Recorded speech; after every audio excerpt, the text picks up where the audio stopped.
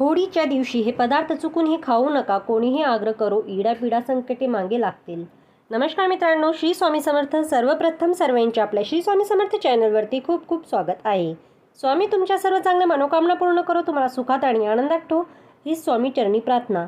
चला तर मित्रांनो, आजच्या नवीन व्हिडिओला सुरुवात करूया. मित्रांनो, हिंदू पंचांगानुसार होळी फाल्गुन महिन्याच्या पौर्णिमाला साजरी केली जाते. 2 दिवस साजरा केला जाणारा हा सणाला पहिल्या दिवशी होलिका दहन तर दुसऱ्या दिवशी धुलिवंदन अर्थात होळी खेळतात. तसेच होळी जीवनातील काही संकटावर मात करण्यासाठी श्रेष्ठ क्षण असल्याचे मानले जाते. मित्रांनो, 2024 मध्ये यावर्षी होळी 24 मार्च रविवारची साजरी होणार आहे आणि दुसऱ्या दिवशी धुलिवंदन साजरे केले जाणार आहे. कोणी किती खा म्हटलं तरी देखील आपल्या हा पदार्थ या दिवशी चुकूनही खायचं नाही.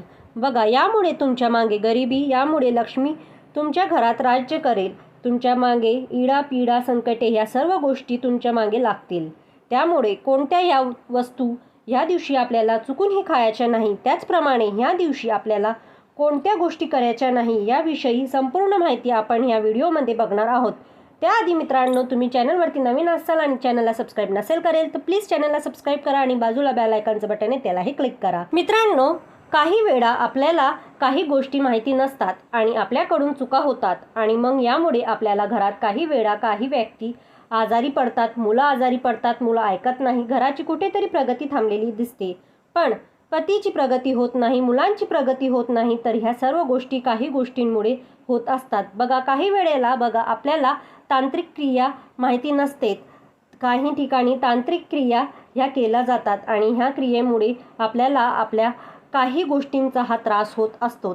तर बघा, ह्या गोष्टी आपल्याला माहिती नसतात, तर याच गोष्टी आपल्याला ह्या होळीच्या दिवशी होऊ नाही. त्यामुळे आपल्याला ह्या गोष्टी ह्या दिवशी अजिबात करायच्या नाही. तांत्रिक क्रियावर तुमचा विश्वास असेल किंवा नसेल, परंतु ह्या ज्यांना गोष्टी विकतात, त्यांना बघतात, त्यांनाच यावर विश्वास असतो. कारण काही वेळेला कोणाला कोणाचं काही चांगलं झालेलं देखवलं नाही तरी या व्यक्ती ह्या गोष्टी करत असतात. या वर्षी होळी बघा, आपल्याला कोणत्या वस्तू ह्या खायच्या नाही आहे आणि ह्या वस्तू आपल्याला कोणत्या टाईमात खायच्या नाही आहेत हे आपण बघू.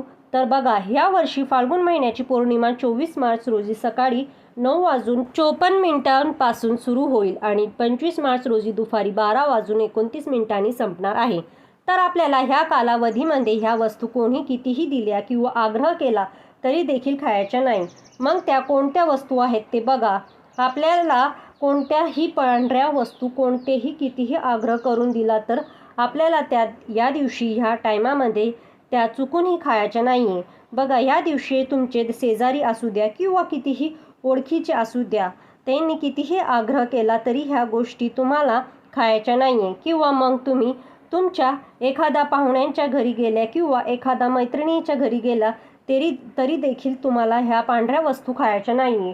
मग त्यामध्ये पेढा असू द्या, दूध असू द्या, दही असू द्या, बघा जेवढ्या पांढऱ्या वस्तू आहेत, भात असू द्या, जेवढ्या पांढऱ्या वस्तू आहेत त्या पांढऱ्या वस्तूंचा तुम्हाला सेवन करायचं नाही आहे. ज्यांच्यावर तुमचा खूप विश्वास असेल, अगदी खात्रीचे लोक असतील, अगदी तुमचे जवळचे लोक असतील, त्यांच्याकडे तुम्ही ह्या वस्तू खाऊ शकतात. परंतु इतर कोणत्याही हातून ह्या वस्तू तुम्हाला चुकूनही या दिवशी खायच्या नाही.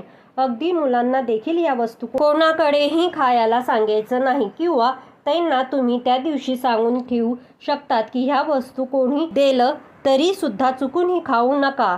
तर बघा, ह्या गोष्टीची काळजी तुम्हाला होळीच्या पौर्णिमाच्या दिवशी घ्यायचं आहे.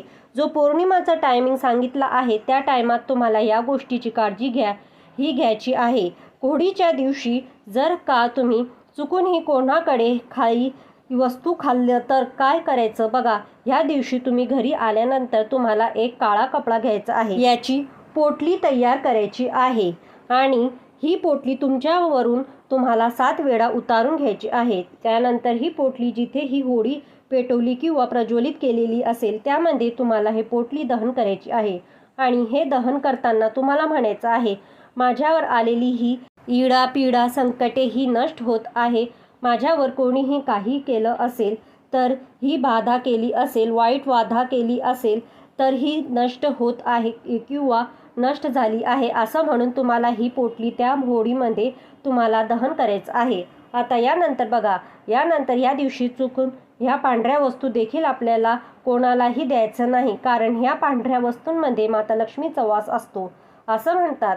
त्यामुळे ह्या वस्तू आपल्याला होळीच्या दिवशी घ्यायच्या नाहीत. त्याचप्रमाणे पौर्णिमा सायंकाळी देखील ह्या वस्तू आपल्याला कोणालाही द्यायचं नाहीये. असं केल्यामुळे आपल्या घरामध्ये बघा अलक्ष्मी वास करते. आपल्या घरातून लक्ष्मी ही काढता पाय घेत असते. त्यामुळे सायंकाळच्या वेळी आणि पौर्णिमाच्या दिवशी ह्या पांढऱ्या वस्तू कोणी कितीही आग्रह केलं तरी देखील आपल्याला घ्यायचं नाहीये. त्याचबरोबर होळीच्या दिवशी आपल्याला बघा नकारात्मकता गोष्टी कोणत्याही बोलायचं नाहीये, कोणाचाही अपमान करायचा नाही, कोणालाही वाईट बोलायचं नाही. त्याचप्रमाणे मुलांना देखील आपण वाईट किंवा नकारात्मक गोष्ट ह्या दिवशी चुकूनही बोलायचं आहे.